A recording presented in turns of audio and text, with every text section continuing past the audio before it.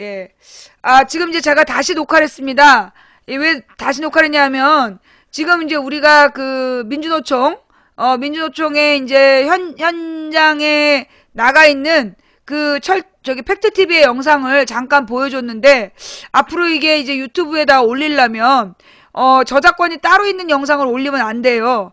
그래서 제가, 예, 방금 중간에 녹화된 부분은 삭제를 하고, 예, 방금 녹화된 부분은 삭제를 하고, 다시 방송을 이어가도록 하겠습니다. 잠시만 기다려주세요. 마지막 거고, 가만히 있어봐. 오늘이 14일이죠? 요걸 삭제해야 돼. 예. 삭제를, 8분짜리. 예, 삭제를 하고, 이제 다시 이야기를 할게요. 일단, 조금 아까까지 우리가 방금 8분 전에 무슨 일이 있었냐면, 우리 망치 부인의 7주년을 기념하는 문자를 다 같이 읽었고, 그리고 이제 짤짤이 랩을 같이 들으면서 누군지 모르는 작자 미상의 짤짤이 랩을 듣는 장면이 잠깐 있었고요. 그리고 이제 마지막 부분에 우리 팩트TV의 현장 화면을 잠깐 봤는데, 이게 팩트TV 현장 화면을 제가 이렇게 녹화를 하면 안 돼요. 그래서 녹화 파일을 하나 지웠고요. 네, 짤짤이 랩도 지워졌죠. 그런 거는 이렇게 생방송에서만, 앞으로는 아마 이런 일이 많을 것 같아요. 생방송에서만, 예, 생방송을 보셔야만 같이 느낄 수 있는, 예, 생방송을 봤을 때만 같이 느낄 수 있는 감동이, 예, 있을 거라는 거. 그러니까 이제 재방송으로는 다시 볼 수 없는 장면들이 있다라는 거, 예, 그거 기억해 주시고요. 네. 하여튼, 지금 상황을 정리해보면, 무슨 일이 벌어지고 있냐면, 철도노조 지도부가 열몇 명이, 아침에 뉴스에는 16명인가 15명으로 나오더라고요. 예, 15명인가 16명의 철도노조 지도부가, 저기가 내려진 거야. 체포영장이 내려진 16명이 있었는데, 이 사람들이 오늘, 이제 철도 민영화에 대한 반대 의사를 분명히 하면서, 자진해서, 경찰에 출석하겠다. 그래서 자진 출두를 하기 위해서 마지막 기자회견을 하려고 모이기로 했는데, 기자회견을 하려는 민주노총을 경찰이 둘러싸고 체포하겠다. 이게 자진 출두냐 체포냐에 따라서 다르거든요. 자수하겠다는데 자수를 못하게 한 거야.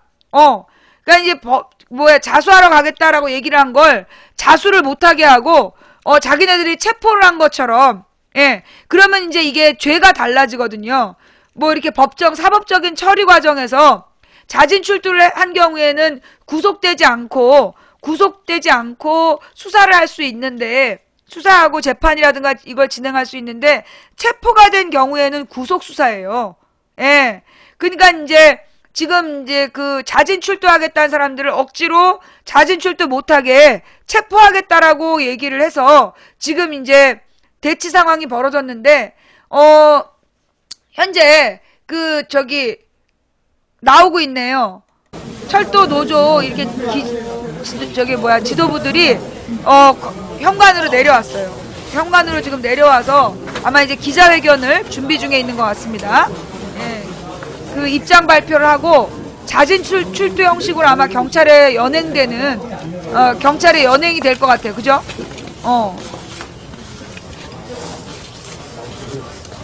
체포영장이 발부돼도요, 자수하면 사법 처리가 달라질 수 있고요, 자수할 수 있는 겁니다. 체포영장이 발부된 사람이 자수할 수 있는 거예요. 그러니까 자수하는 거지.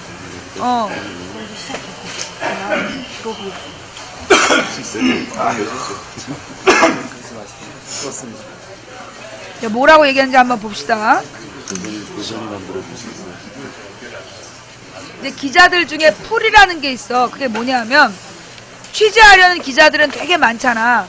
취재하려는 기자들은 되게 많은데 자리는 없을 때, 들어갈 수 있는 자리는 없을 때, 예, 자수가 가능하듯 체포도 가능. 자진 출두하는 사람을 무슨 체포를 해? 너는 자수하고 체포의 의미도 몰라? 같지도 않은 개뻥을 치고 자빠졌어. 자수하겠다는 사람을 체포 처리한다는 거는 기본적으로 자발적 의지를 무시하는 건데. 모두 내려오셨고요. 김명환 위원장님 한 말씀 하시고 바로 호송차까지 걸어가시겠습니다. 김명환 위원장님 말씀 듣겠습니다. 그러게 국정원 체포도 형평성 있게 해야지. 철도노동조합의 철도민영화 반대 투쟁에 함께해 주신 국민 여러분 고맙습니다. 그리고 23일에 기나긴 시간 동안 국민철도를 지키고 철도민영화를 막기 위해서 힘든 투쟁의 과정들을 함께해 오신 철도노동조합의 조합원 동지 여러분 고맙습니다. 그리고 자랑스럽습니다. 국민 여러분, 철도노동자들은 철도민영화를 막기 위해서 국민철도를 지키기 위해서 국민 여러분과 함께 꼭 잡은 손 놓지 않고 변함없이 끊임없이 철도민영화를 막기 위한 그러한 국민 여러분과 함께 모든 노력을 다하도록 하겠습니다. 저희가 오늘 입단 이후에도 우리 파업의 정당성과 철도민영화의 부당성을 알려하기 위해서 철도노조는 노력할 것입니다. 국민 여러분들의 많은 관심과 지지를 부탁드리겠습니다. 고맙습니다.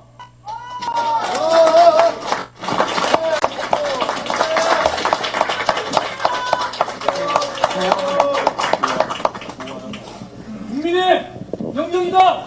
철도민영화 중단하라. 철도민영화 중단하라. 철도 투쟁 승리. 투쟁 결사 투쟁. 국민 여러분 고맙습니다. 고맙습니다. 네, 기자 여러분, 기도 바로 나가실 거니까요. 여러분, 기도 좀 펴주시고 협조해 주시기 바랍니다. 잠깐만요. 갑시다. 카메라 빠지고 나면 카메라 빠지고. 기자회견을 기자들에게 입장을 밝힌 철도노조 간부들이 민주노총 건물 바깥으로 나가고 있는데요. 예, 이거 경찰들하고 합의가 된 겁니까? 그러니까 자진 출두를 인정하는 걸로 경찰이랑 얘기가 돼서 나가는지, 아니면 나가면서 체포당하는 건지. 민영화 사실 무근이라고 얘기하는 사람이 사실 무근이야. 민영화가 진행 중에 있습니다, 지금. 주장 마시죠, 주장 거. 하나, 둘, 셋. 기자들 안 맞춰주시면 못 나갑니다. 자, 한 분씩 나와서 봐.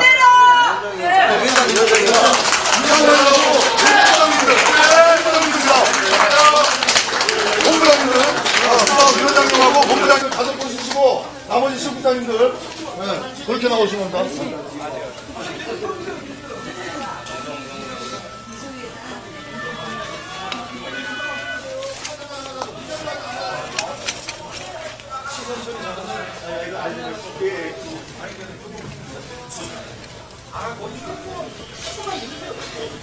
국민이 응원한다.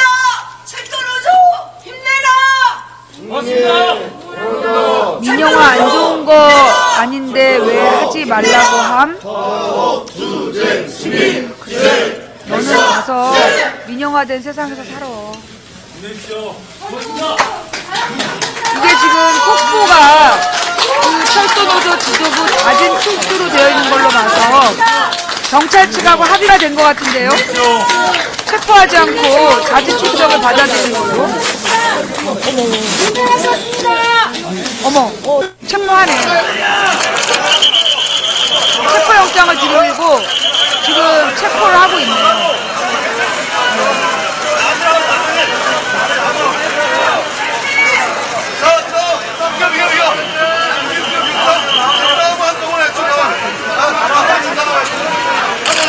지금 이제 자진 출두를 하겠다고 그랬는데 바로 앞에서 연행을 하고 있어요. 예, 바로 지금 앞에서 체포영장을 공개하고 연행을 했네. 예, 현재 연행하고 있어요.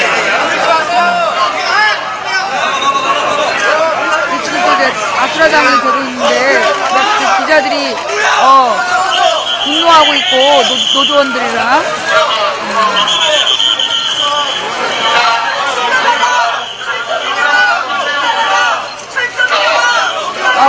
보실 분들은 팩트TV로 이동해주세요.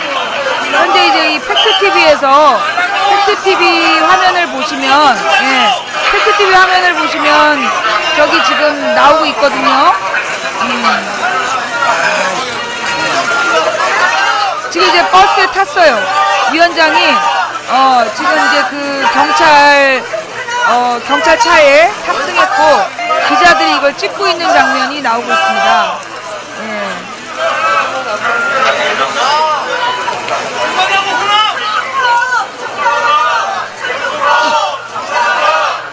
자진 출두하겠다는 사람을 체포해서 가고 있어요 지금. 예.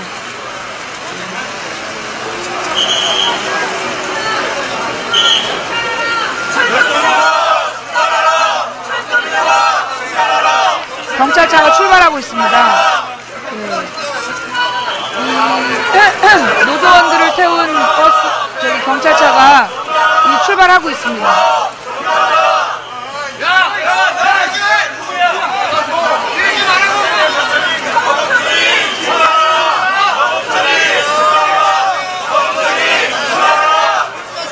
그리고 이제 노조원들이 남아서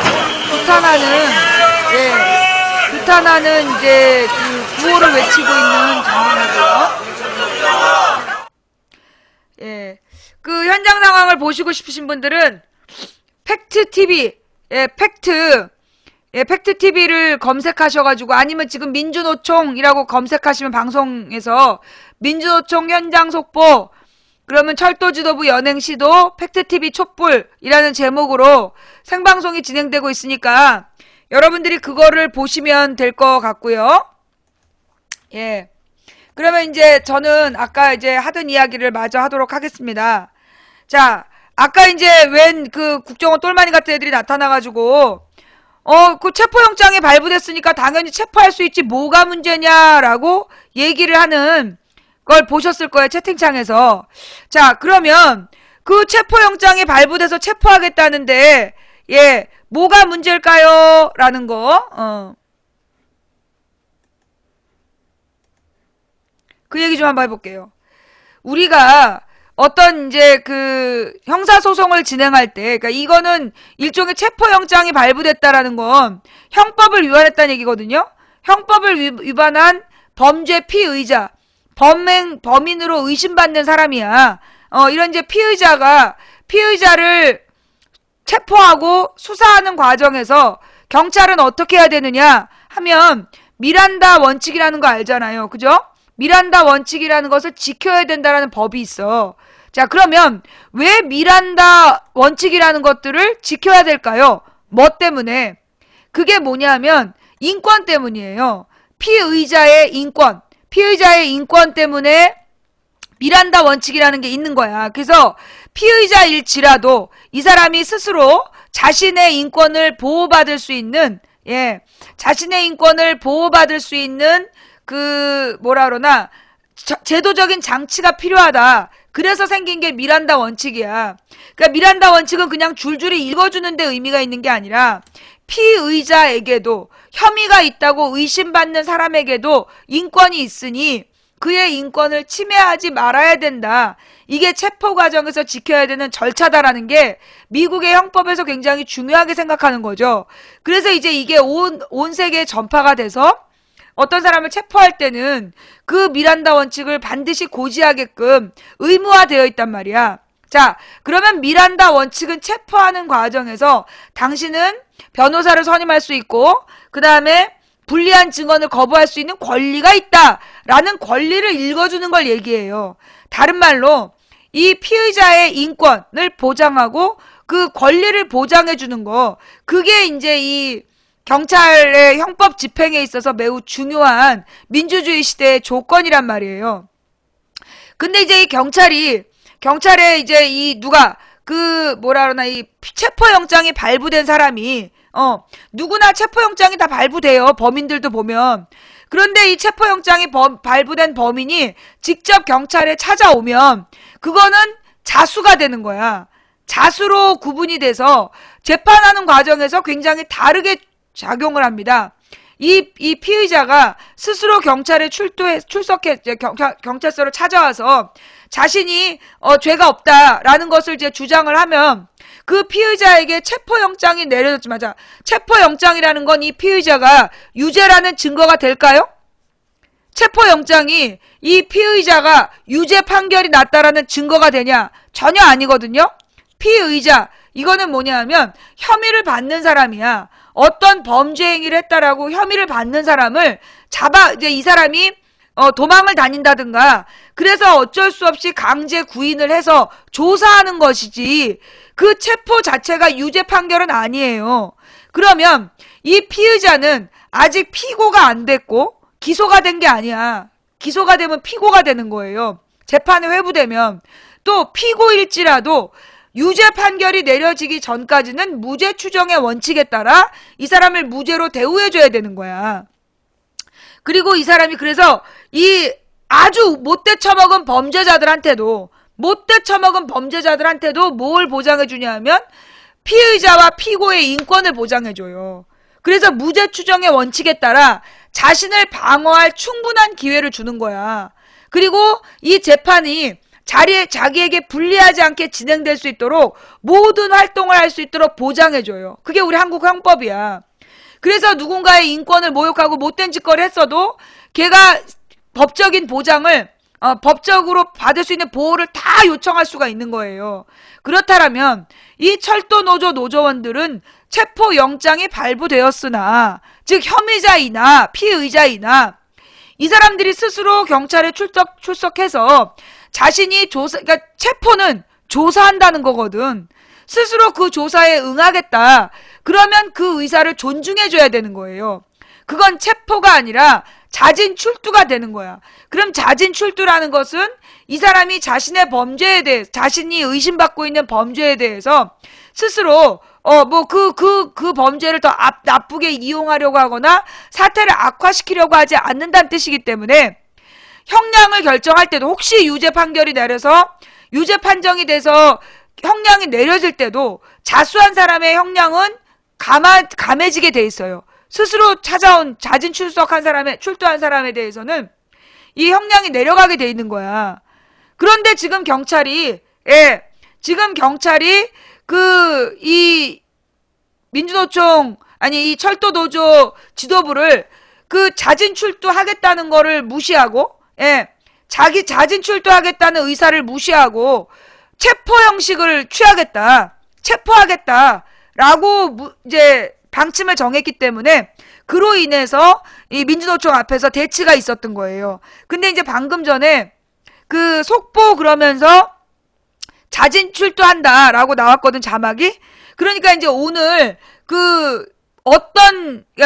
경찰은 체포라고 보고 이 사람들은 자진 출두라고 보는 상황이기 때문에, 이 부분에 대해서 한번 지켜볼 필요가 있죠. 이거에 대해서 결론을 뭐라고 냈는지.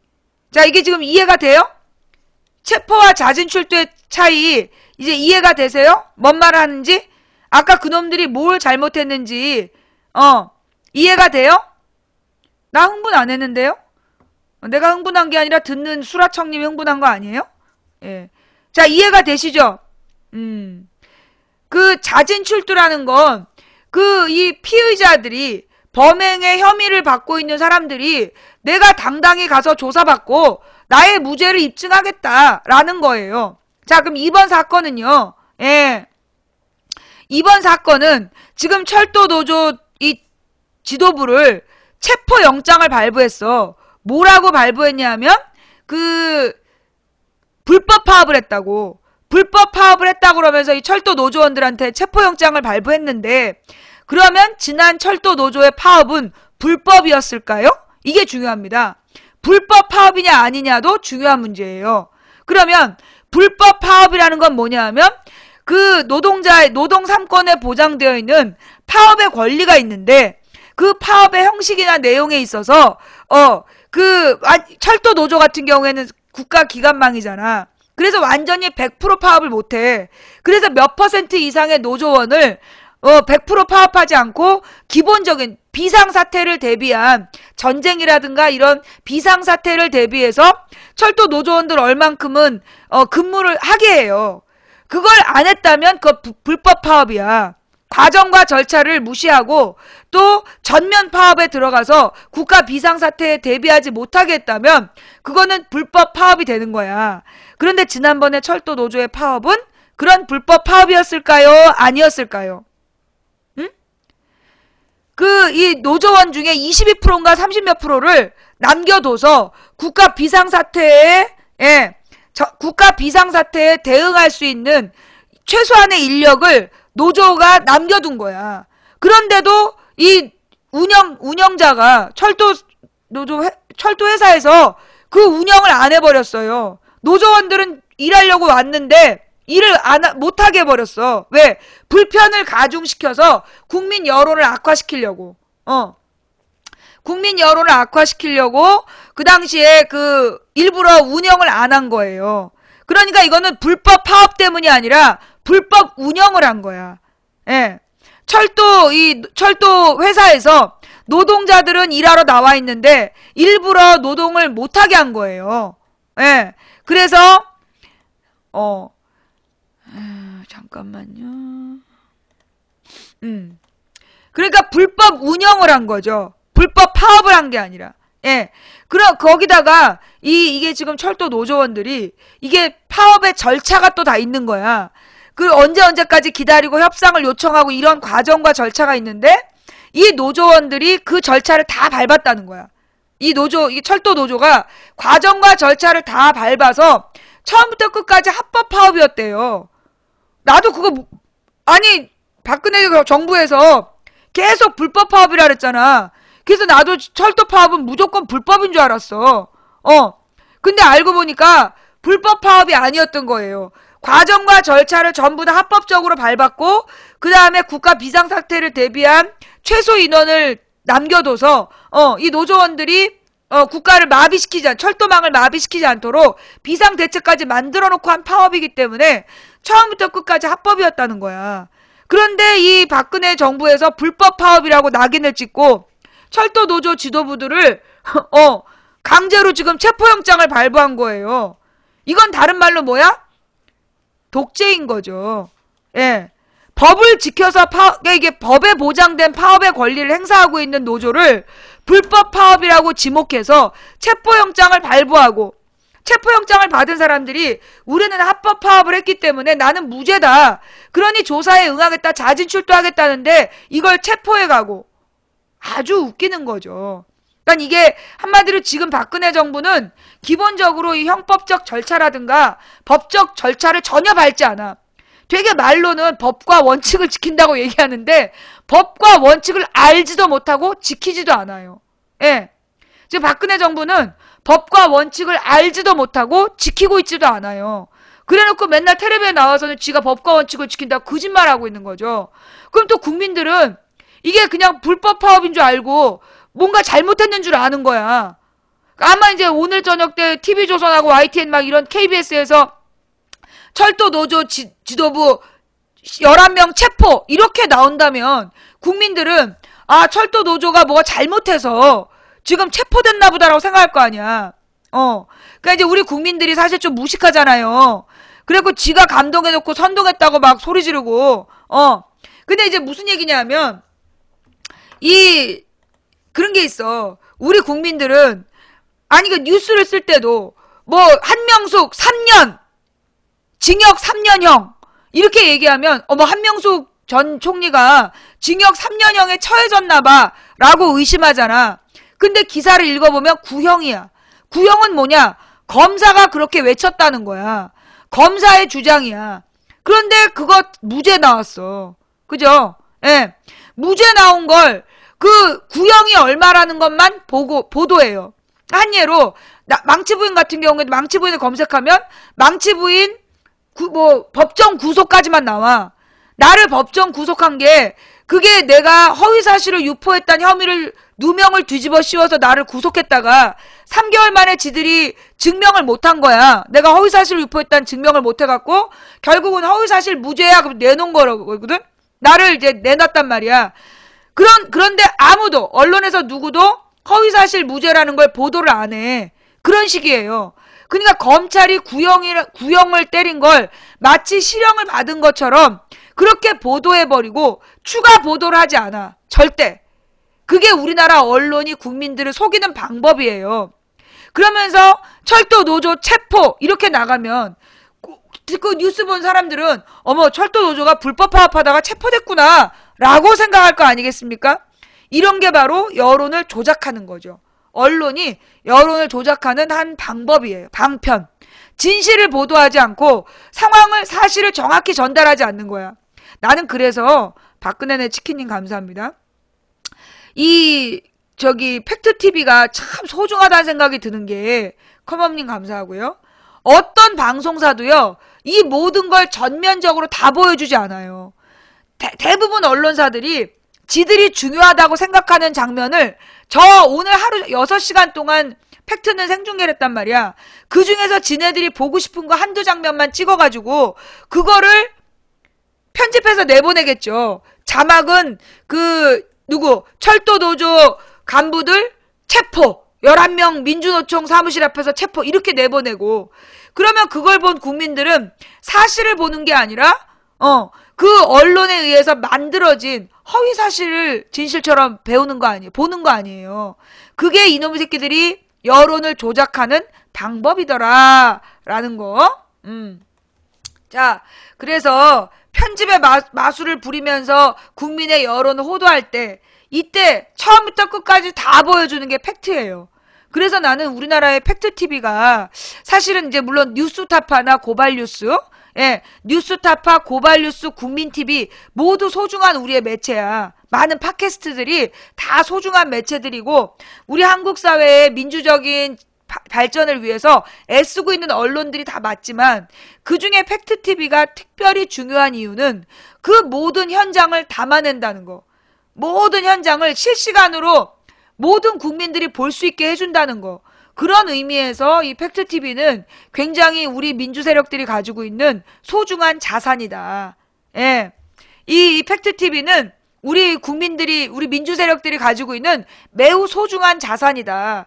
그러니 이 자산을 잘 지켜야 된다라는 거. 예, 여러분이 이제 팩트TV 같은 경우에는 눈팅을 어머님 감사합니다. 후원하는 방법이 팩트TV에 직접 후원에 가입하시는 방법도 있어요. 뭐 월 5,000원 이상, 매달 5,000원 이상의 회비를 내시면서 후원회원이 되시는 방법이 있고요. 눈팅을 어머님 감사합니다. 아니면 유튜브에서 팩트TV의 영상을 광고를 보면서 시청해 주시는 거. 팩트TV의 영상들을 광고를 보면서 시청하시는 거. 그러면 광고를 이렇게 그 팩트TV 영상 자료들을 사람들이 이렇게 광고를 보고 나서 그 영상을 보잖아요. 그러면 그게 팩트TV한테 광고료가 지급이 돼. 그래서 이 팩트TV가 어떤 재정적인 후원을 받을 수 있는 거거든요. 여러분들이 팩트TV를 구해주셔야 돼요. 지켜주셔야 돼. 이게 사라지면 사실 우리 국민의 CCTV가 사라지는 거야. 우리 국민의 진실을 전하는 CCTV가 사라지는 거예요. 예. 그러니 이 팩트TV를 꼭 좀 지켜주셨으면 좋겠고요. 네. 난 돈이 없다. 그러면, 쉬는 시간에 팩트TV 영상을 계속 클릭해 주시는 거. 그래서 광고를 봐주시는 거. 그게, 이 업무 중에 팩트TV를 계속 검색해서 하나씩 봐주시는 거 있잖아요. 그것도, 아주 좋은 후원 방법입니다. 네. 자, 북한 어디 사시나요? 북한에서 살다 왔나봐요. 예. 꼭 북한 사는 애들이 볼 때 북한 사냐고 물어보죠. 빨갱이가 볼 때 빨갱이라고 얘기하고. 불법 파업 아니고 합법 파업입니다. 예. 그 박근혜 말만 믿으면 불법 파업으로 보이지만 합법 파업이라고. 예, 그 라디오에 나와가지고 토론하는 거 못 들어봤어요? 네. 다양하게 여러 이렇게 영상들을 봐주시는 거. 물론 팩트TV에는 쌍교와 망치에 불타는 토크쇼도 있어요. 예, 여러분이 그것도 많이 클릭해 주시면 또 그 팩트TV에서 망치 부인을 좀 더 이렇게 소중히 다뤄주겠죠? 네. 휴대폰으로도 뭐 정기 후원하는 방법들이 있다니까. 사실은 이제 많은 우리 매체들이 있는데, 민주세력의 매체들이 있는데, 그 중에서 이 팩트TV는 어쩌면 내가 볼 때 나보다는 고비용이지만 저런 실시간 생중계를 할 수 있는 시스템을 갖춘 것 중에는 굉장히 나름대로는 가장 저렴한 비용으로 저런 이 시스템을 갖춘 거야. 그러니까 이거는 굉장히 우리한테 소중한 내용이죠. 예.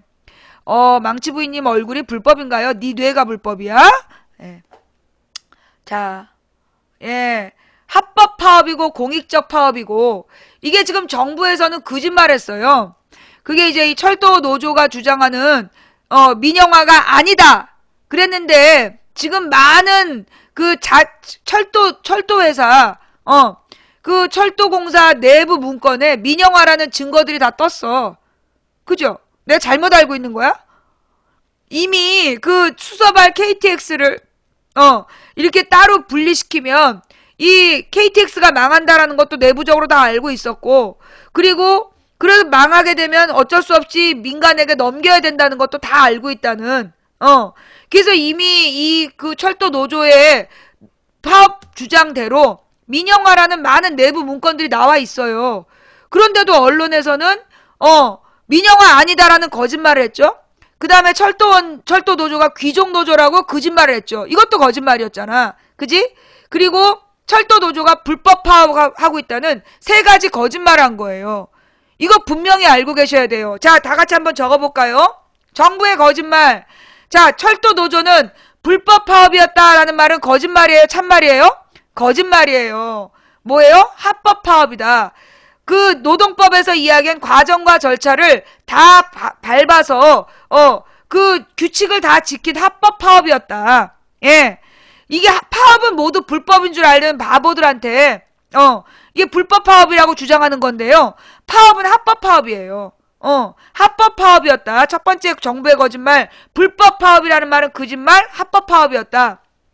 두 번째, 철도 노조가 이야기한 것처럼 민영화가 아니다 라고 정부가 주장했지만 사실은 뭐다? 민영화다. 그죠? 정부의 두 번째 거짓말, 민영화가 아니다. 사실은 민영화다. 첫째, 합법 파업이고 둘째, 민영화다. 민영화의 증거는 뭐야? 철도공사 내부 문건. 예. 민영화라는 증거는 뭐라고요? 철도공사 내부 문건이야.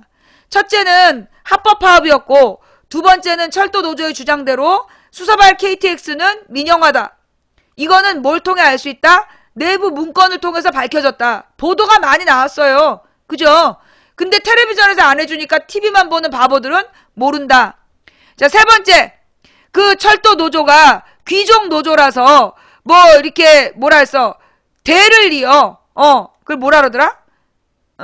대를 이어 취업하는 걸 뭐라 그러더라? 세습. 철도 노조가 대를 이어 세습 고용한다. 철도 노조가 세습 고용한다고 주장해왔잖아요. 그죠? 그런데 실제로 세습 고용이다 아니다? 아니다. 고용 세습을 한다고 그랬는데 그게 사실이다 아니다? 아니다. 철도 노조에서 지금 이제 그 사망한 직원의 자녀들에 한해서 그 우선권을 주는 얘기가 있었지만 실제로 전체 7,000명 중에 몇 명이야 그게? 21명밖에 되지 않는다. 따라서 고용세습이란 말은 그것도 정부의 여론 조작이었다. 세 가지 알아야 돼. 첫째, 불법 파업이다. X, 합법 파업이다. 둘째, 민영화가 아니다. X, 민영화가 맞다. 내부 문건 보니까. 셋째, 고용세습이라고 주장했는데 X, 고용세습 아니다. 예, 요 세 가지를 여러분들이 분명히 정리를 하셔야 돼요. 그리고 어디에서? KTX 내부 문건으로 민영화라는 증거들, 예, 민영화 아니라더니 민영화라는 걸 인정했던 문건들이 발견됐잖아. 그 내용도 정리를 하셔가지고요. 언제든지 와가지고 철도 노조가 불법 파업했다.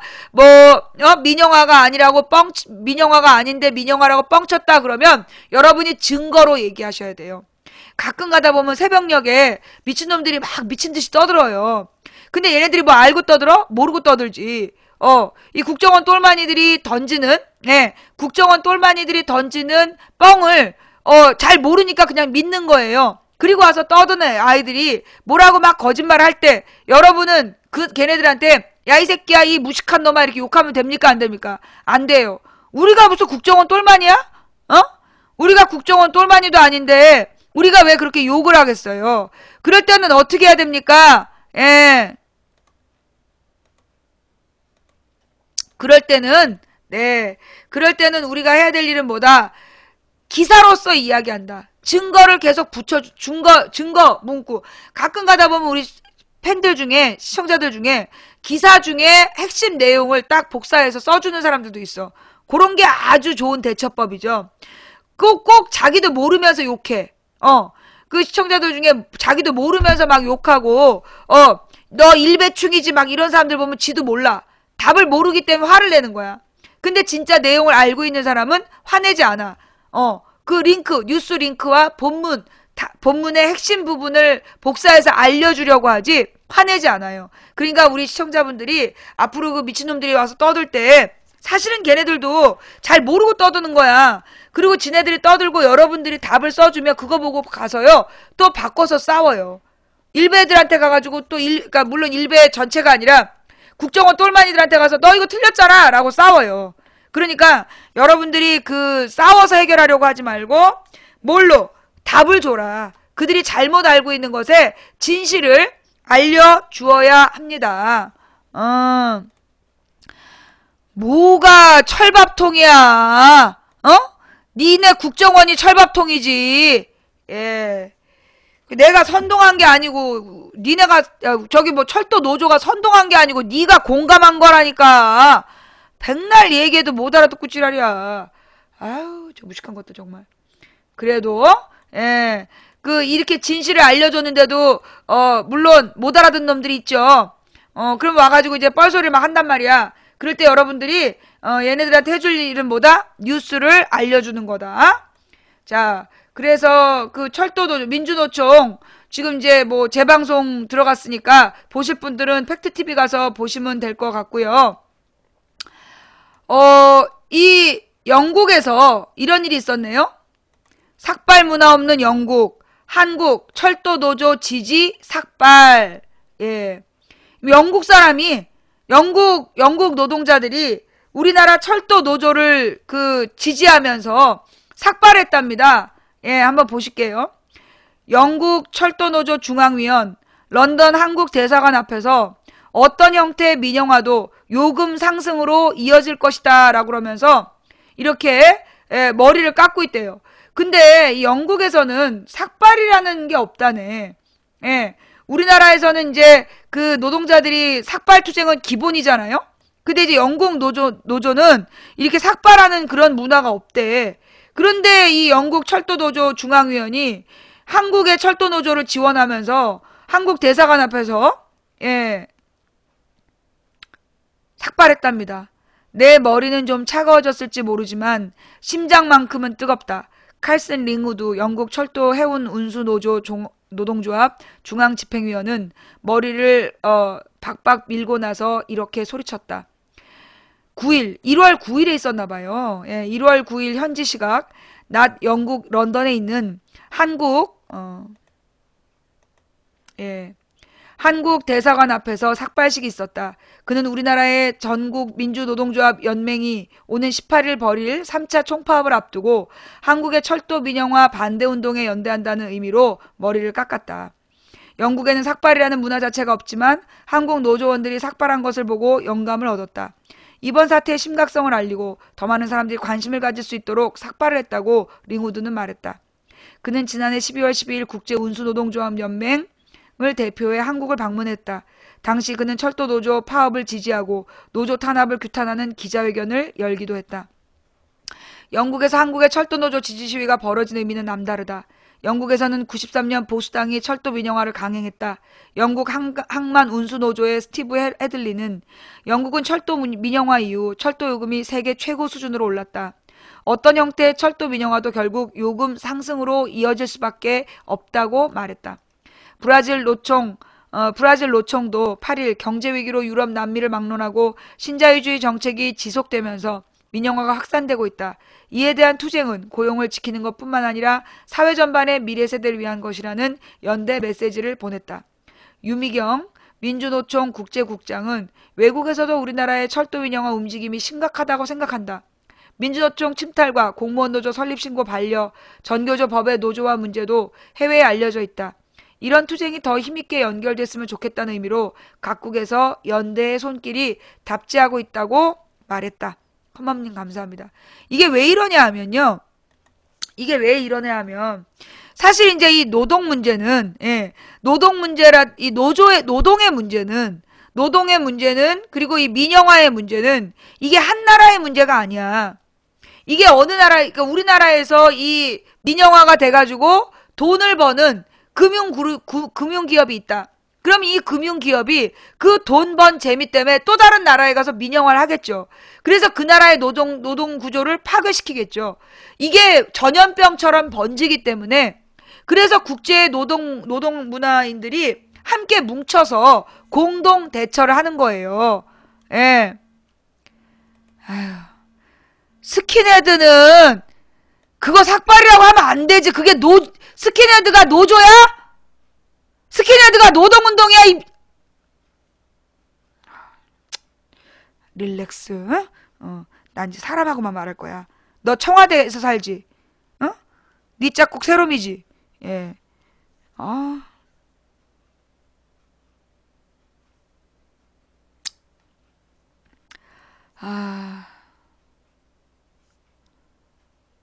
자, 코트 외모킹님 감사합니다. 네 짝꿍 새롬이지? 아니면 희망이야? 그 둘 중에 하나인 것 같아. 예. 하여튼 그래서요. 이 국제 노동계 운동이 함께 움직이는 이유가 뭐냐? 예. 아니 그러니까 스킨헤드는 아니 그럼 율브린더도 삭발이냐 그게? 율브린더가 노조를 위해서 노동운동하면서 삭발했어? 그러면 걔 누구니? 율브린더 말고 그 다이하드에 깎아머리는 그것도 그러면 삭발이냐? 아이 무식한 새끼들이 진짜. 아 정말. 예. 그러니까 그 이제 삭발이라는 표현은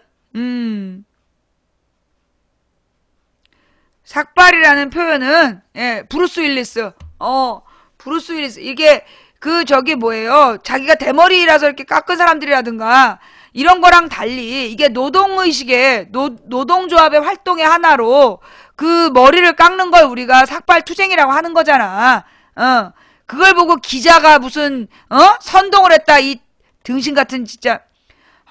요즘에 그냥 청와대에서 기르는 개들이 너무 설쳐. 예.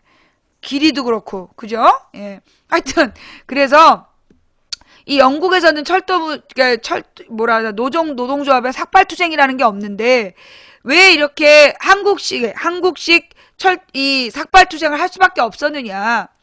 이게 모든 나라가 노동 문제는 연관되어 있어요. 한 나라의 노동 구조가 무너지면 다른 나라가 연쇄적으로 같이 무너지는 거야. 여러분 그래서 그거 아세요? 반부패 라운드? 그거 아나? 이제 WTO라는 게 만들어지잖아. 세계무역기구. 그래서 이제 이게 우루과이 라운드라는 이제 회의에서 우루과이라는 데서 회의를 해가지고 세계무역기구를 만들기로 합의를 해. 그러면 이 세계무역기구라는 게 뭐냐면 세계 자유무역기구야. 온 나라의 무역 장벽을 없애자. 그럼 무역 장벽을 없애게 되면 선진국 대기업에게만 유리하단 말이야. 그래서 선진국 대기업에게만 유리한 무역 장벽을 없애는 WTO의 문제점이 있는데 이 WTO 산하에 반부패 라운드라는 게 만들어지고 있는 거예요. 그러면 반부패 라운드라는 게 뭐냐? 기업이 도덕 경영을 하지 않고 투명 경영, 창조 경영, 혁신 경영을 안 했을 때 그리고 탈세를 한다든가 또는 이제 정권하고 연결을 해가지고 정경유착을 해서 비합법적인 특혜를 받는 기업이 있다든가 그러면 그런 기업을 국제 시장에서 퇴출하는 그게 반부패 라운드예요. 예. 그래서 이 반부패 라운드라는 게 만들어지면서 각 나라에 혁신 경영을 하는 기업, 혁신 경영을 안 하는 기업 이런 것들을 이제 막 구분해서 비판을 하고 있죠. 중요한 건 우리나라 대기업들은 뭐예요? 혁신 경영을 하고 있는 기업에 하나도 못 들어갔어. 탈세를 기본으로 하고 분식회계, 그러니까 이중장부 쓰고, 그러니까 다른 나라에서는 있을 수 없는 일을 너무나 자연스럽게 하고 있기 때문에 막 문어발식으로 뭐예요? 비합리적 확장하고 이런 것들. 그렇기 때문에 우리나라 기업들은 혁신 경영의 점수가 논외야. 아예 그 대상에 못 들어가요. 예. 그래서,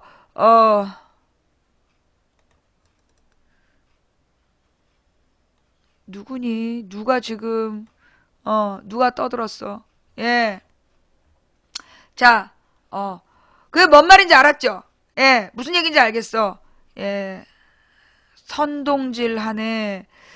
감동하는 거야, 네가. 선동하는 게 아니라, 감동하는 거야.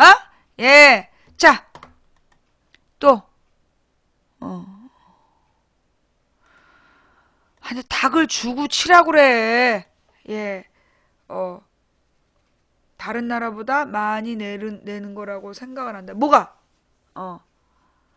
우리나라 대기업이요? 전혀 다른 나라에 비해서 세금 많이 안 내요. 비사문천님 감사합니다. 다른 나라는요, 예.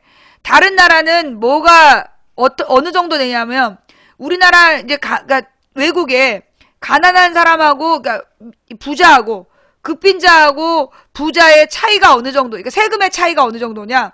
서민과 재벌의 세금 차이가 21배야. 일반 가난한 서민하고 그 다음에 부자들의 세금 정도가 21배예요. 그만큼 부자들의 세금을 많이 내는 거야. 우리나라는 몇 배? 예, 우리나라 부자들은 얼마 낼까요? 7배.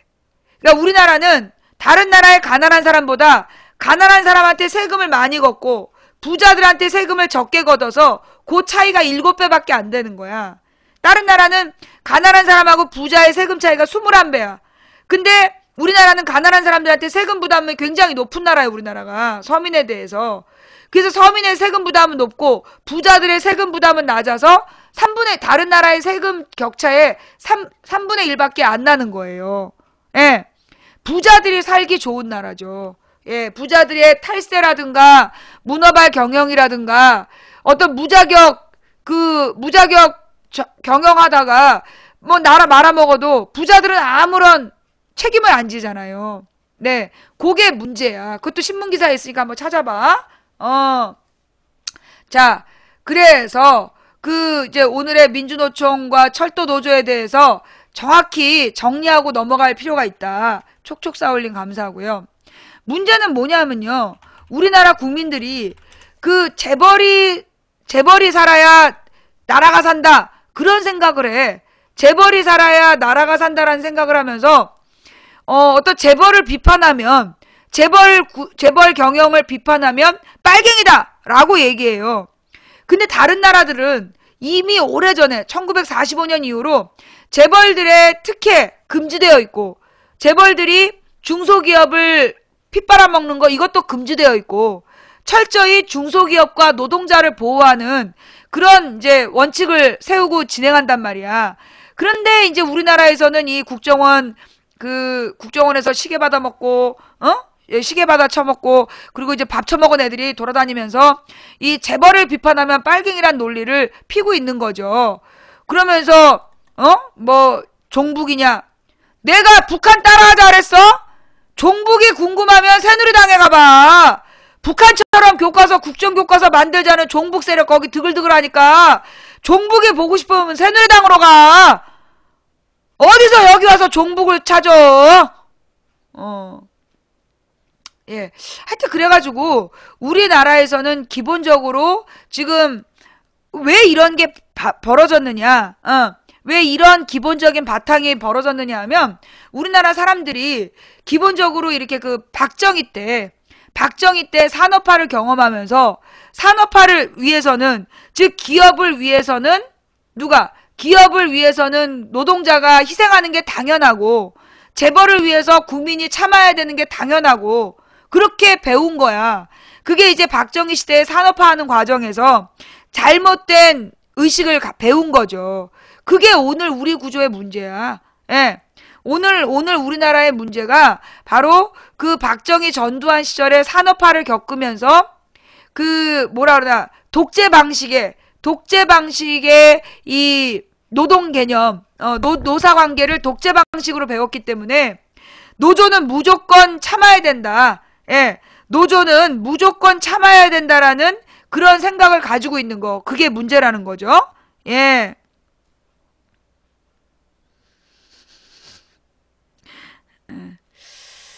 자, 예. 자, 뭔 말인지 알겠어요? 일기는 일기장에 가서 쓰시고, 예. 그래서, 이게 이제, 사실은요, 여러분들이 잘 몰랐던 이야기가 있는데, 내가 어린 시절에는, 내가 이제 25년 전, 30년 전에 경제를 처음 학교에서 가르칠 때는, 뭐라고 가르쳤냐 하면, 자본가들은 이윤을 남겨서, 그걸 재투자해야 된다라고 가르쳤어요. 지금은 그 구절이 사라졌어. 지금은 경제교과서에서 자본가가 이윤을 얻는 이유는 또다시 일자리를 창출하기 위해서 투자하기 위해서다라는 그 구절이 지금은 경제교과서에서 언급하지 않아요. 그러면서 재벌들이 자기네들이 그 벌어들인 무역이익을, 영업이익을 지네들끼리 나눠먹는 것을 당연하게 여기잖아. 그거는 원래 자본주의 정신이 아니에요. 예. 원래 자본주의 정신이 아니야. 원래 이제 이 자본주의가 나오게 된 건 언제 나온 거냐면 십자군 전쟁 끝나고 그리고 이제 그 중국으로부터 나침판과 항해술이 들어온 다음에 그리고 나서 이제 전 세계에 자본주의라는 게 만들어지는데 외국에 나가서 이제 그 선원들이 무역을 하면서 돈을 벌어. 그래서 그 돈으로 땅을 사고 거기서 양을 키워서 모직물을 만들고 그러면서 자본가가 형성이 된단 말이야. 그러면서 이제 이 자본가들이 형성이 된 게 그게 1980년, 그러니까 70년대? 1970년대, 1870년대에, 아니, 미안해요. 1700년대에 그 자본가들이 나타나. 그러니까 이제 1600년경부터, 1492년이 그 콜럼부스가 아메리카 대륙을 발견한 때잖아요. 그리고 그 얼마 뒤에 마젤란이 세계 일주를 마치고 세계 일주를 마친 그 시점, 즉 16세기가 소위 이제 무역업이 발달하는 거야. 무역을 통해서 해외 무역을 통해 돈을 버는 상업 자본들이 만들어져. 그 사람들이 1700년대에 그러니까 이제 16세기 1500년대에 돈을 벌어서 그러니까 16세기 1600 1700 요 기간 동안 1600년대에 땅을 사들이고 거기서 모직공업을 만들고 나중에 1700년대에 보다 1700년대 말이나 이런 데 가가지고 이제 과학기술이 막 연구가 돼. 그러다가 이제 소위 제니방적기 이런 것들이 나오고 증기기관이 나타나게 되면서 공장제 대량 생산 체제로 넘어가게 되는데 그 17, 18세기가 소위 이제 산업혁명이 일어나는 때란 말이야. 자본주의가 발달하는 때. 근데 이 자본주의가 발달하는 과정에서 그 발달할 수 있었던 근거가 뭐였냐? 그 전에 있었던 전혀 무관해 보이는 종교전쟁. 뭐 기독교하고 천주교가 같냐 틀리냐 이런 얘기 하잖아요. 원래 기독교는 그리스도교를 얘기하고 카톨릭 하나였어요. 그러니까 카톨릭과 그리스 정교회 두 개였어.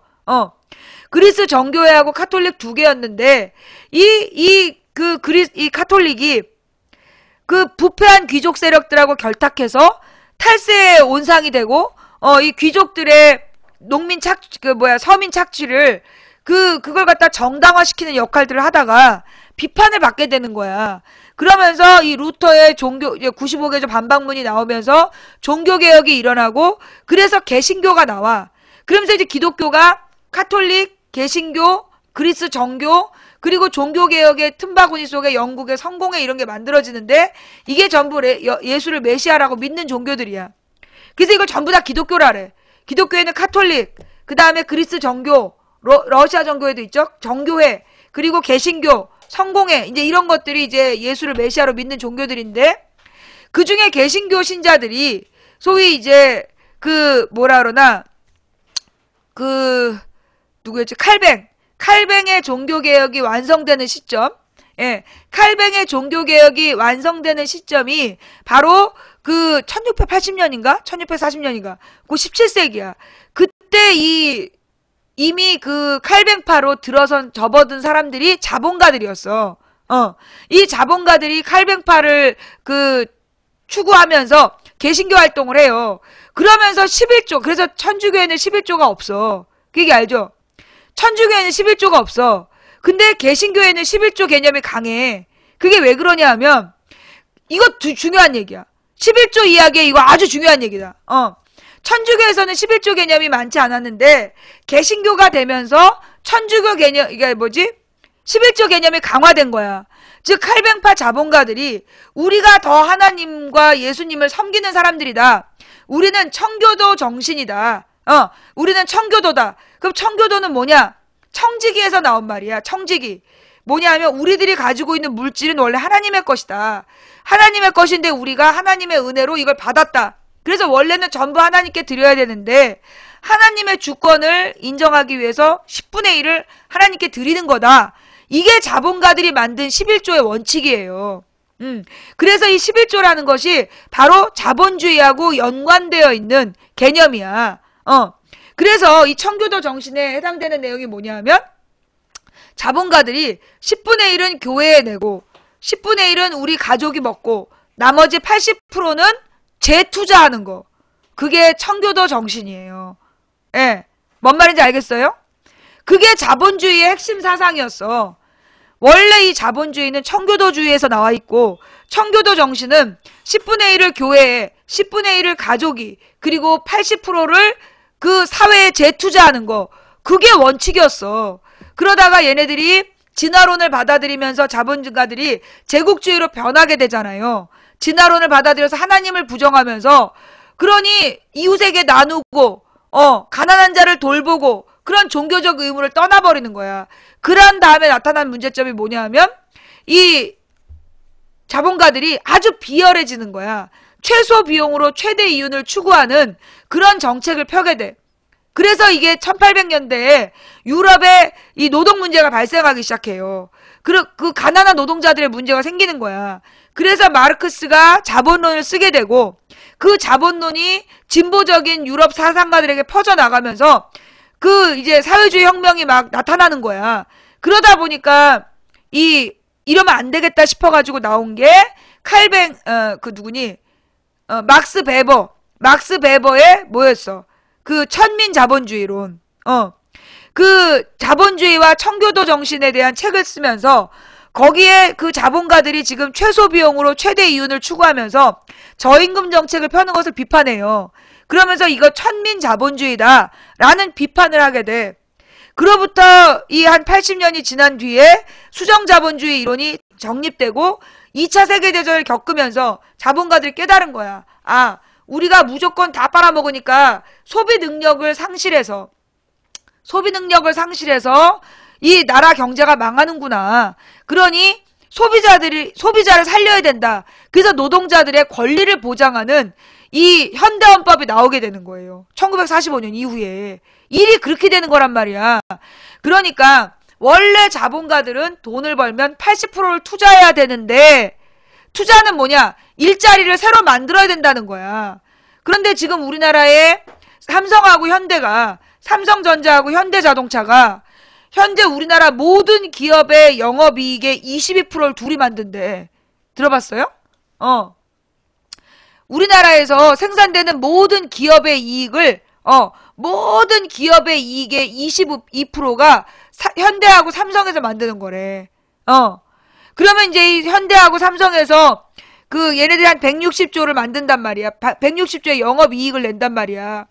그 160조의 영업이익은 사실은 결국은 그 중에 80%는 사회에 재투자돼야 될 돈이에요. 뭔 말인지 알겠어요? 너나 담배 피지. 그 쓸데없는 얘기하려면 너 맨날 우리 방송 들어서 쓸데없는 얘기해. 자, 그러니까 지금 우리나라 기업, 그러니까 우리나라에 그러니까 삼성하고 현대가 영업이익으로 남기는 걸 비롯해서 10대 기업이 160조잖아. 10대 기업이 160조면 이걸 22%로 친다고 그러면 25% 정도로 쳐. 그러면 전체 기업의 이윤이라는 게 얼마 정도 되겠어요? 어마어마하겠지. 뭐 한 4배만 쳐봐. 4배만 쳐도 약 600조 정도가 된다는 얘기야. 우리나라 전체 기업에서 한 400조? 그래, 뭐 400조로 치자. 전체 기업의 영업이익이 400조라는 거예요. 그러면 그 400조의 80%는 원래 자본주의 정신에서는 어떻게 해야 되는 거야? 사회에 환원해야 되는 거예요.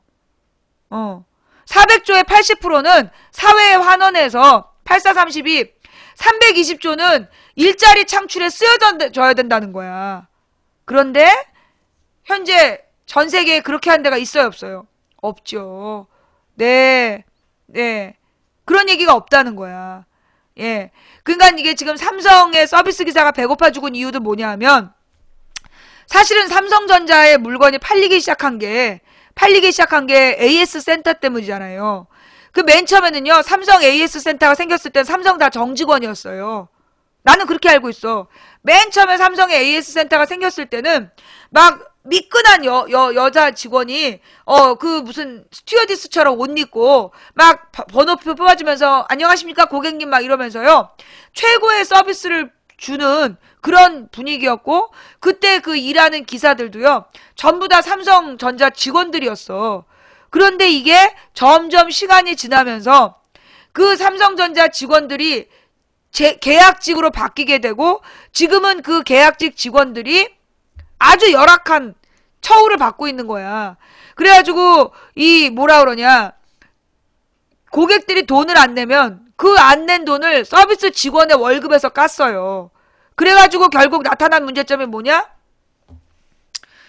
삼성전자의 직원들은 가난해지고, 그러니까 대부분 이제 비정규직을 들여다가 비정규직으로 불러다가 철저히 노동 착취를 해먹고, 또 삼성전자에 납품하는 기업들 중에 돈 번 데가 없어. 그거 알지? 삼성전자가 얼마나 많은 기업을 먹여 살린 줄 아냐 그러는데요. 솔직히 얘기해서 삼성전자에 중소기업 납품하는 사람들 중에 노동자들이 제대로 된 월급 받는 데 있어? 없어. 다 망해요. 노동자들이 대부분 그 월급 제대로 못 받고 저임금에 시달려. 그게 왜 그러냐? 이게 삼성전자, 현대자동차 이런 애들이 모든 이익을 중소기업에 줘야 될 이익, 그 다음에 노동자들에게 줘야 될 그 임금, 이런 걸 철저히 쭉쭉 빨아갖고 지네가 이익으로 먹는 거야. 그러니까 삼성이랑 현대가 그 1, 2위를 다투면서 얘네가 영업이익의 22%를 차지하면서 막대한 이익을 남기는데, 사실은 그건 걔네들의 이익이 아니라 누가 먹어야 될 이익이냐? 노동자와 그리고 그 중소기업, 그러니까 중소기업 노동자들, 삼성기업 노동자들이 먹어야 될 이윤이야. 근데 그걸 갖다가 기업 그 주주들만 다 갈라먹는 그런 꼬라지를 하고 있기 때문에, 예, 지금 나라가 이 모양이 된 거죠. 지금요 나타나는 문제가 뭐냐면 우리나라에 소비가 없대. 이게 지금 이제 설이잖아요. 다음 주가 설이야. 그죠? 다음 주면 이제 설날이 다가오는데, 그러면 이제 이 정도가 되면 경제가 들썩들썩 해야 되는 거야. 뭔가 시장에 사람들이 왔다 갔다 하고, 그러면서 뭔가 이제 물건을 사려는 사람들이 있고, 그럴 때 이 경제가 살아나는 건데, 현재 시장에 사람이 없어. 길거리에도 사람이 없어요. 마트에도 손님이 없고, 이 마트에도 손님이 없고, 지금 그 돈을 쓰는 사람도 없어. 그리고, 예, 명서땡님 감사합니다. 피아노 학원이 다 망하는 거야. 그래서 피아노 학원이 왜 망하나 했더니, 돈이 없으니까. 일단 학원비는 어디로? 영어, 수학으로만 집중하는 거야. 영어, 수학으로만 집중하면서 예체능계 학원들이 지금 다 망하고 있대요. 예. 예체능계 학원들이 다 망하면서 제일 먼저 사라지는 게 피아노 학원이야. 컴업님 감사합니다.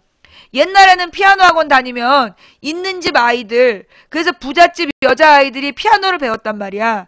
그래서 그 향수를 가지고 그 우리 세대에는 피아노 학원들을 많이 다녔었어.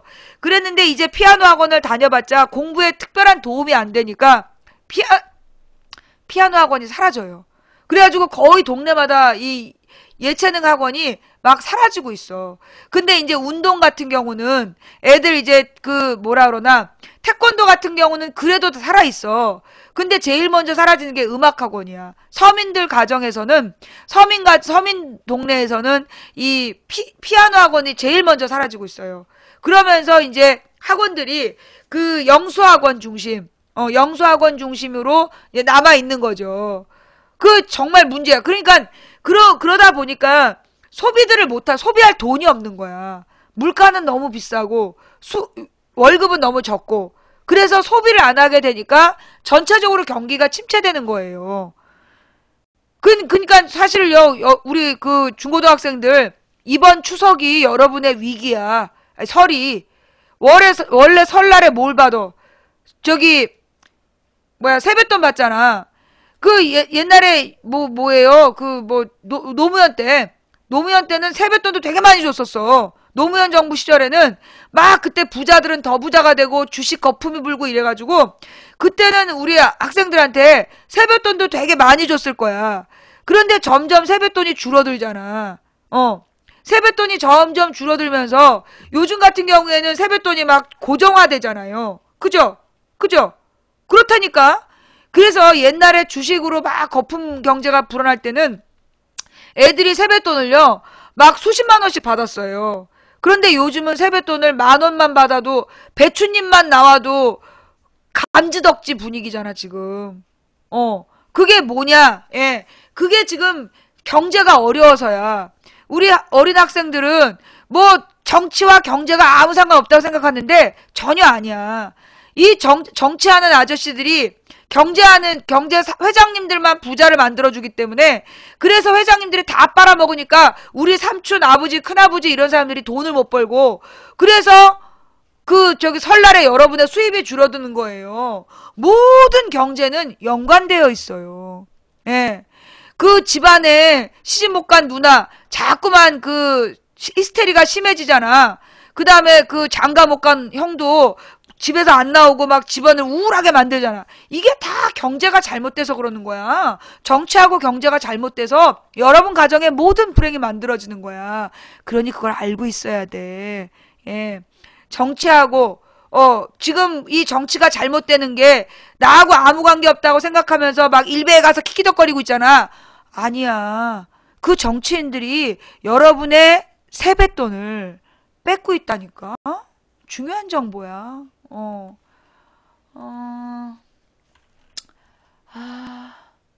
노래를 참 들으면 또 안 되지. 자, 그러면 이제 오늘 지금 벌써 6시인데요. 오늘 방송은 여기까지 할게요. 예. 오늘 봐야 됐던 뉴스들이 또 뭐가 있냐 하면, 노래를 못 트니까 이거. 함께 읽는 뉴스들이 얼마나 올라왔나 한번 볼까요? 박근혜, 아베 모두 역사 교훈을 훼손했다. 교과서 개정하려는 위태로운 시도. 정부 발칵 뒤집혀. 뉴욕타임즈에서 이렇게 했나봐.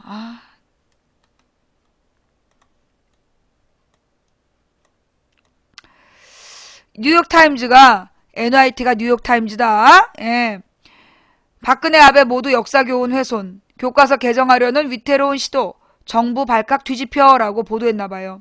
미국의 유력 일간지 뉴욕타임즈가 사설을 통해 박근혜 대통령과 아베 신조 일본 총리가 자신의 입맛에 맞도록 교과서를 고쳐 역사를 왜곡하려 하고 있다고 비판, 정부가 반발하는 등 파문이 일고 있다.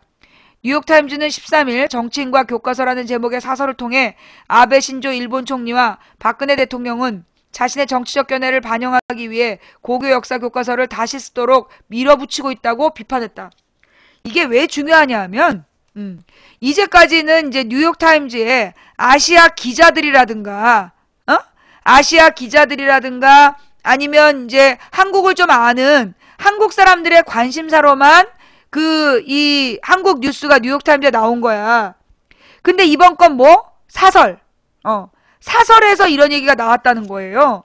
뉴욕타임즈가 사설을 통해서 아베 신조와 박근혜가 자신의 정치적 견해를 반영하기 위해 고교 역사 교과서를 다시 쓰도록 밀어붙이고 있다고 비판했다. 뉴욕타임즈는 아베 총리에 대해서는 위안부 문제를 교과서에서 지우길 원하고 난징 대학살도 축소, 기술되길 원하고 있다고 비판했다.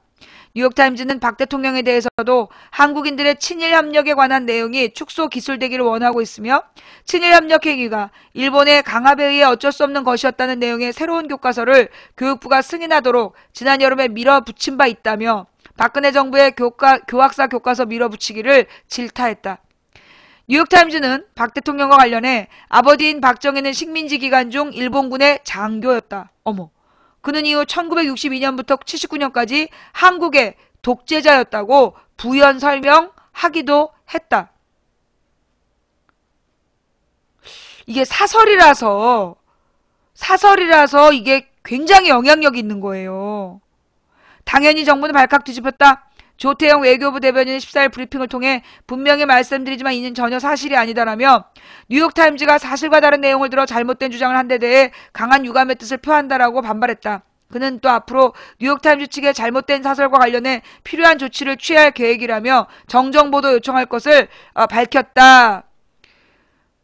아니 그러면 이명박이가 일본에 문득 여기서 떠오르는 장면이 있는데 이명박이 일본 총리가 이명박한테 우리가 그 독도는 우리 땅이라고 지네 교과서 해설서에 쓰겠다. 그러자 이명박이 지금은 곤란하다 조금만 기다려달라고 했다고 일본의 모든 언론이 보도했어. 그때는 외교부에서 이렇게 반발하지 않더니 그럼 그거 사실이었나 보지? 그건 사실이 아니었나 봐? 그때는 뭐 그렇게 반발하지도 않고 나중에 우리나라 법정에서 그게 허위사실이라고 볼 수 없다는 판결까지 나왔잖아요. 그죠? 근데 이제 이번 건은 또 사실이 아니긴 뭐가 사실이 아니야. 우리가 본 것만 해도 지금 교학사 교과서에서 잘못된 내용이 얼마나 많은데 뉴욕타임즈가 사실대로 얘기했구만. 발끈하는 거 봐봐. 우리나라 외교부 참 웃긴 애들이야. 그죠? 예. 이게요, 이제까지는 뉴욕타임즈의 일반 기자의 그 기사들이었기 때문에 정부에서 공식 발표를 안 한 거야. 근데 이게 사설은 뭘까? 사설은 언론사의 입장이에요. 예. 사설은 언론사의 입장이야. 그래서 이게 이 뉴욕타임즈라는 언론사가 세계적인 영향력을 가지고 있는 언론사에서 우리 정부와 그러니까 박근혜하고 아베를 동급 취급한 거 아니야. 역사를 지 멋대로 고치려고 하는 거라고.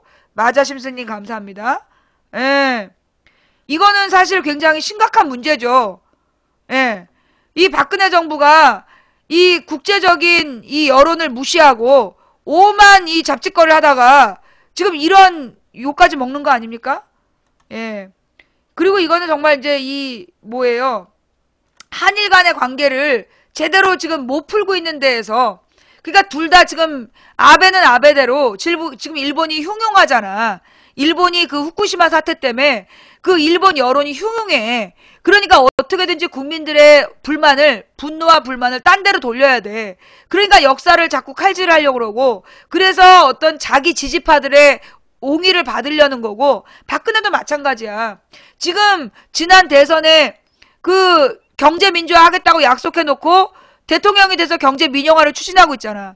그로 인해서 똑똑해진 국민들이 반발하고 있으니까 그 반발에 대해서 박근혜는 자기 지지자들을 모아서 자기 옹의 부대를 만들어야 되는 거야. 그러니까 친일파들의 표를 모으기 위해서 지금 친일파를 옹호하는 교과서를 밀어붙이고 있는 거죠. 이살림 감사합니다. 예. 이게 사설까지 나왔다. 전 세계가 다 한다는 얘기죠, 이제. 예. 경찰 병력 철수해야 철도노조 지도부 자진 출석 이렇게 얘기하다가 안 돼가지고 결국은 체포된 거잖아요, 지금. 그죠? 예. 또 프랑언니님 이 잘 모르는 언론사는 올리지 마세요. 네.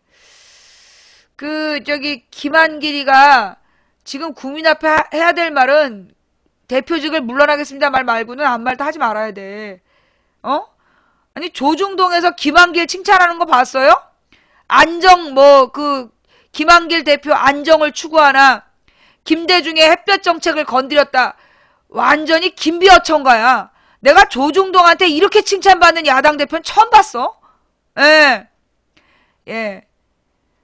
조금 아까 체포해갔잖아. 체포영장 읽어주면서 경찰에 구인했잖아요. 예. 지금 뭐라고 나왔어요? 그 YTN이나 이런 데서 자진 출두로 나왔나요? 네. 자진 출두로 나왔어요? 오늘 저녁에 한번 뉴스 봅시다. 네. 이 김한길이가 나는 이렇게 칭찬받는 야당 대표를 본 적이 없어. 야, 완전 김비어천가야.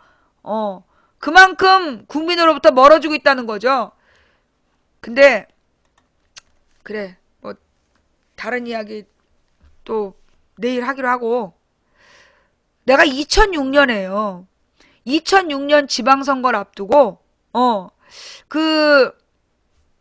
2006년 지방선거를 앞두고 지금이랑 똑같았어. 그때 박근혜 칼침 사건이 일어나기 전. 그때 한나라당에 막 박근혜가 막 밀어붙여갖고 한나라당의 지지율이 40%가 나오고, 이 열린우리당이 20%대 나오고, 민주당이 15%로 막 표 갈라먹고 있고, 막 이러던 시절, 2006년에. 그러면서 그 2006년에 계속 민주당의 지지율이 높다라고 언론 보도에 나왔지만 사실은 그렇지 않았어. 그럼에도 불구하고 그 지방선거를 완전히 참패해요. 모든 한나라당이 싹쓸이했어. 그때 원내대표가 누구였냐? 누굴까? 2006년 속수무책으로 완전히 박살이 났던 그 2006년 지방선거 때, 그때 대한민국의 야당 열린우리당 원내대표가 누구였는지 알아요? 김한길이었어. 김한길이었어. 완전히 한나라당이 하자는 거 다 해주고, 야당에서 하겠다는 거 다 못하게 하고, 그러면서 민주당 내부에 개혁파 의원들이 뭐라고 얘기하면 막 주질르고, 기자들한테 그거 일부 의견이다라고 막 축소 보도시키고 그랬었어. 그래가지고 2006년도에요. 예, 지방선거 완전히 박살났었어. 내가 그때도 지방선거 정말 어렵다, 다 망한다라고 얘기했는데 아무런 대책 없이 그냥 쭉 고했잖아. 지금 이 김한길이 대표하는 지금이 그때랑 똑같아. 그때랑 똑같아. 예.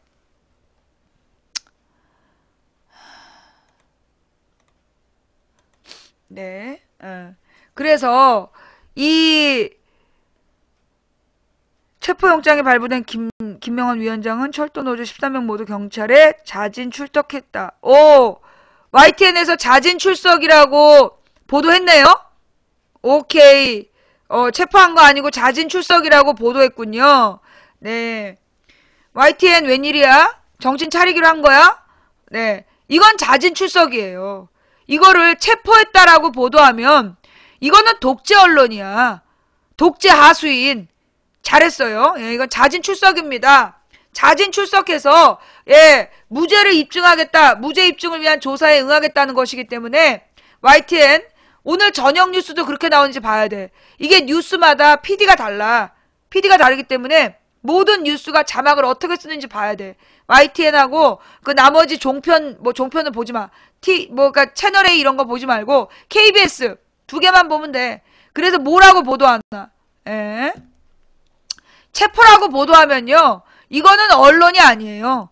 그건 언론이 아니고 니들은 언론이 아니야 라는 노래를 꼭 틀고 보셔야 됩니다. 예. 자, 다른 말로 해서, 나는 지금 이 민주당의 모습을 보면 딱 그 열린우리당 2006년 지방선거가 떠올라. 예.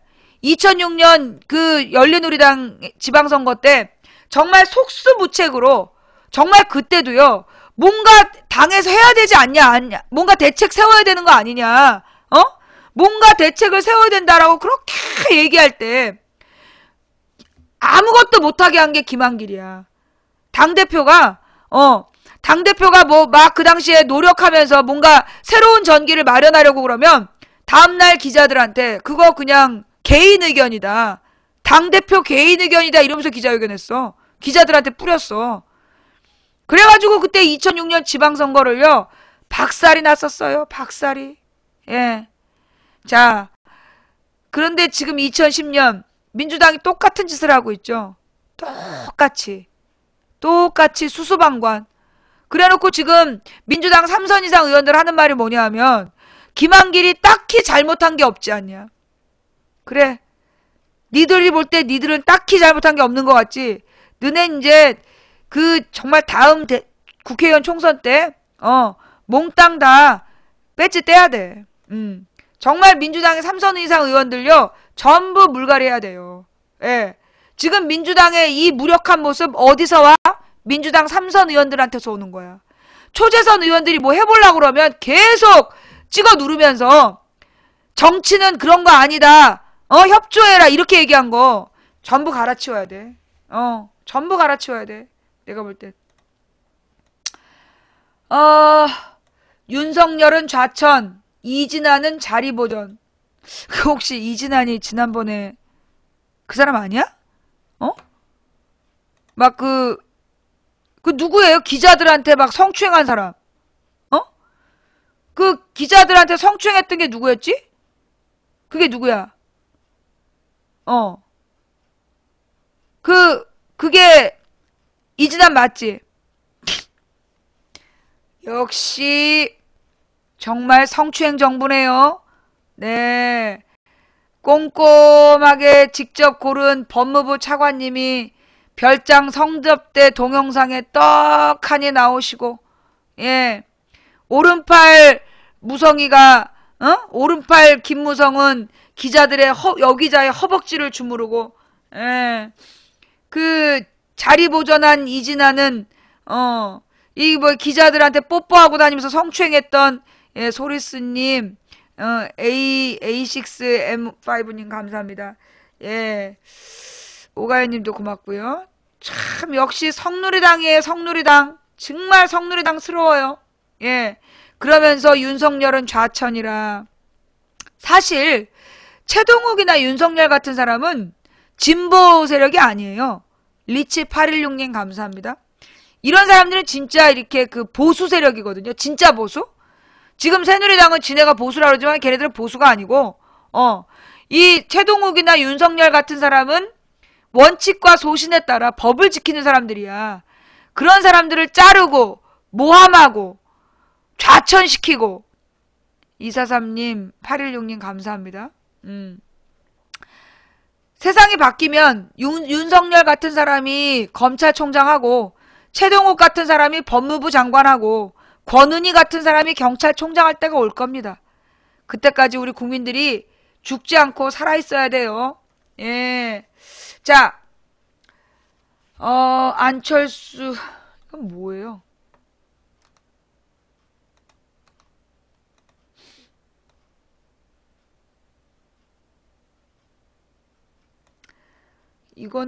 이게 언론사인가? 예. 아, 이게 혹시 저긴가? 신상철 대표가 하는 건가? 예. 안철수 새정치의 정체성이 아직도 궁금해요. 뭐 아직도 궁금해? 난 다 알겠던데. 그 뭐 돌려막기 아니겠어요? 예. 좀비 눈에는 좀비만 보이고. 자, 우리 저 나머지 이야기는 또 내일 합시다. 예, 나머지 이야기는 내일 하고. 어제 오늘 내가 방송을 뭐 한 거지? 예. 그 방송이 모자랐다면 예, 대단히 죄송하고요. 그 박근혜 창조경제와 안철수의 새정치의 공통점은 답은 여러분이. 예. 자, 얼음뽀송이님 감사합니다. 지금 정치권은 사실 이제 우리 지금 우리 방송만 그런 게 아니라 전체적으로 시사 방송에 그 시청자들이 다 떨어졌대요. 굉장히 줄었는데 그 이유가 뭐냐? 현재 정치권이 어떤 그 희망도 못 주고 있기 때문에 희망도 못 주고 있기 때문에 사람들이 너무 절망해가지고 시사 뉴스를 안 보고 그나마 우리 방송만 지금 보고 있는 거야 사람들이. 보는 게 이 모양이야. 근데 이 정치권이 희망을 못 주고 있기 때문에 사실은 이제 해도 안 된다는 생각들을 많이 하는 것 같아요. 근데 예, 맞아요. 사실 지금 보면 그 어떤 희망이 안 보이고, 예, 그 특히 김한길 체제로 지방선거를 치르면 2006년 꼴 날 거라는 게 뻔하기 때문에 이명박 특검뿐님 감사합니다. 그런데 민주당 중진 의원들이 전혀 안 움직이잖아. 민주당 중진 의원들이 전혀 움직이지 않고 있고, 근데 이제 그 지난 주말에요. 호남 지역 3선 의원들은 뭐 갈아치워야 된다 이런 얘기를 해가지고 망치 부인 방송 보나 보다 이러셨는데 그 기사 제가 주장한 내용하고 전혀 틀려요. 호남 지역만 3선 의원 문제? 솔직히 얘기해서 호남에는요 3선 이상 의원 몇 명 없어요. 박지원? 이 정도?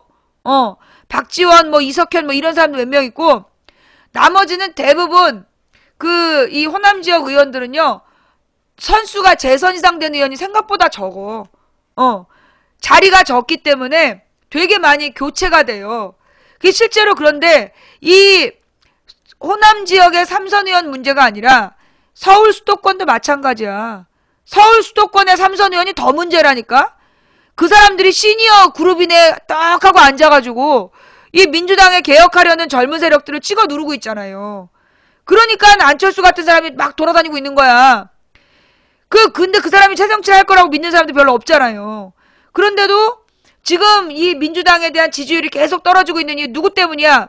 민주당의 수도권 3선 의원들 때문이야. 수도권의 3선 의원들 때문이야. 호남의 3선 의원들만 문제 있다고 얘기하지 마. 물론 호남의 3선 이상 의원들도 민주당 표 깎아먹는데 이 호남 지역 의원들 중에 민주당 표 깎아먹는데 앞장서고 있는 의원들이 있어. 근데 내가 볼 때는 서울 수도권 수도권에 있는 3선 이상 의원들 그 사람들이 더 문제야. 그래서 민주당이 발전이 안 되는 거야. 김한길을 당대표로 만들었을 때 내가 볼 때 민주당은요 이 지방선거를 말아먹기로 결정한 거예요. 그 책임은 지금 나는 이 3선 의원들이 져야 된다고 봐. 민주당의 3선 이상의 의원들이 민주당 체제, 이 민주당 김한길 대표 체제에 대해서 나는 책임을 져야 된다라고 생각합니다. 네. 자, 여러분 유튜브에 망치부인 검색해 보셨나요? 어디 몇 명이나 봤을까? 아무도 안 봤네? 유튜브에 망치부인 검색해 보셨어요? 필터를 이번 주로 하셔가지고요. 예, 필터를 이번 주로 하셔갖고 망치부인 검색해 보시면 망치부인이 오늘 올린 그 망치부인 영상들이 올라가 있을 거예요. 예. 근데 아직까지 본 사람이 없나 봐. 몇 명 안 본 것 같아. 그죠? 여러분이 유튜브에서 망치부인을 검색하시고 이번 주에 올린 영상을 자꾸 클릭해 주시면 그게 영상이 노출이 돼요. 지금 이제 망치부인이 방송을 하고 있는데 모르는 사람이 너무 많어. 왜 그러냐면 지금 다음 팟에 올리던 분들이 못 올리고 있고 유튜브에도 지금 안 올라가고 있어요. 한 달째. 그래서 지금 망치부인 돌아와서 방송하는 걸 사람들이 몰라. 그래서 가끔 언제 방송하시냐고 트위터로 쪽지가 와요. 환장하겠어. 예. 어제 거 조회수 27이에요? 아, 그래? 난 안 보이지, 그게? 예. 여러분이 그 망치부인 방송, 유튜브 방송을 이렇게 찾아서 봐주시면, 그러면 그 조회수가 올라가고, 그러면 이게 영향력 있는 동영상으로 나와. 볼만한 동영상으로. 예. 자, 여러분, 여러분의 협조를 부탁드립니다. 내가 그래서 트위터에다가도 우리 방송 홍보하려고 내가 오늘 오픈TV 주소도 올렸어. 그러니 여러분 내일 2시 되면 망치부인의 오픈TV 주소를 그 트위터에서 많이 RT 좀 해주세요. 그래서 이제 시청자들을 다시 끌어 모아야지. 물론 지금 정치권은 전혀 우리에게 희망을 주지 못하고, 예. 지금 현재 정치권이 우리에게 전혀 희망을 주지 못하고, 그로 인해서 절망 중에 빠져 있는데, 그러면 우리 다 같이 포기할까요? 우리 다 같이 포기해서 뭐 프랑스 사르코지처럼 이탈리아 베를루스코니처럼 독재자들과 천박한 정치인들이 계속 해먹게 그냥 두고 보실래요? 뭐 그러면 그러시든가. 아니면 그 여러분들의 마음을 모아서 망치부인의 생방송을 지켜주십시오. 사실 제가 그동안에 참 어려운 일이 많았는데 그래도 이 7년 동안 이 시사방송이라는, 아마 이제 인터넷 방송에서 시사방송은 제가 처음이었을 거예요. 처음 이 시사방송을 시작해서 여기까지 그 7년을 버텨오는 동안 견딜 수 있었던 힘은 누구다? 생방송 때 시청해주시는 시청자 여러분들 덕분이었습니다. 다시 한번 감사드리고요. 자, 여러분들 망치부인을 지켜주십시오. 망치부인 방송, 여러분이 지금 막 이 독재 치하, 박근혜 치하 공포와 두려움 속에서 보내고 있다면 여러분의 투쟁은 망치부인 방송을 시청하는 것에서 시작할 수 있습니다. 예. 여러분들이 망치부인 방송을 보고 있다는 것만으로도 저들에게는 아주 소름 끼치는, 정말 미치고 팔짝 뛸 아주 괴로운 일이 될 거라는 거 장담합니다. 야생란님 감사드리고요. 우리 오늘 못다한 뉴스는 내일 또 하고 또 모레 또 하고 날마다 우리의 깨어있는 정신을 위해 싸워 갑시다. 예. 칼빵 오빠님 감사합니다. 망치 부인이 생각하는 국민이 대통령인 나라는 아이원 우두님 감사하고요. 문재인 같은 사람이 열심히 대통령의 역할을 보좌하는 나라. 구름고객님, 드림캐치님, 비사문천님, 광해의 꿈님 감사합니다. 최동욱 같은 사람이 법무부 장관하는 나라. 윤석열 같은 사람이 검찰총장하고 권은희 같은 사람이 경찰청장하는 그런 나라. 예. 학벌이 아니라 능력으로 평가받는 나라. 우리나라의 모든 고등학생, 우리나라에 태어났다는 이유만으로 아기들부터 대학교까지 무상으로 나라에서 키워주는 나라. 또 이 의료가, 의식주의 의자가 옷이 아니라 의료가 돼야 된다는 그 말. 그런 것처럼 우리나라에도 영국처럼 의료 서비스가 무료가 되는 나라. 한번 꿈꾸어 봅니다. 너무나 황당하다고요? 그죠? 참 황당한 꿈이고 불가능해 보이죠? 근데 그거 아십니까? 500년 전에 사람들이 하늘을 날고 싶다라는 꿈을 꾸지 않았다면 우리는 비행기라는 물체를 지금 볼 수 없었을 겁니다. 저는요, 비행기를 볼 때마다 그런 생각을 해요. 하늘을 날고 싶다라는 꿈을 꾸지 않았다면 우리는 지금 비행기를 볼 수 없을 거다. 우리가 지금 이 모든 일들 불가능하다라고 생각하는 일, 그 일을 우리가 지금 꿈꾸지 않는다라면 500년이 지나도 이루어지지 않겠지요? 그죠? 페더21님 감사합니다. 예. 자, 오늘 함께 해주신 모든 분들께 감사드립니다.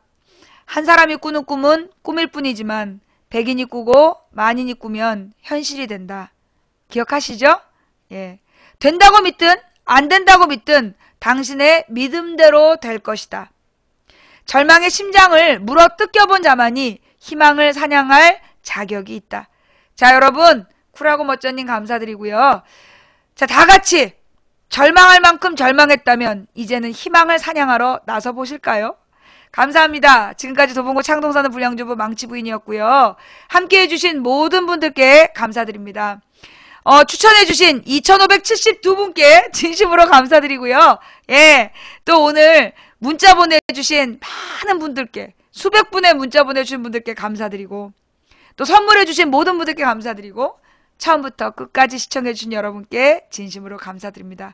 지금까지 도봉구 창동사는 불량주부 망치부인이었습니다. 다음 방송은 내일 낮 2시. 감사합니다.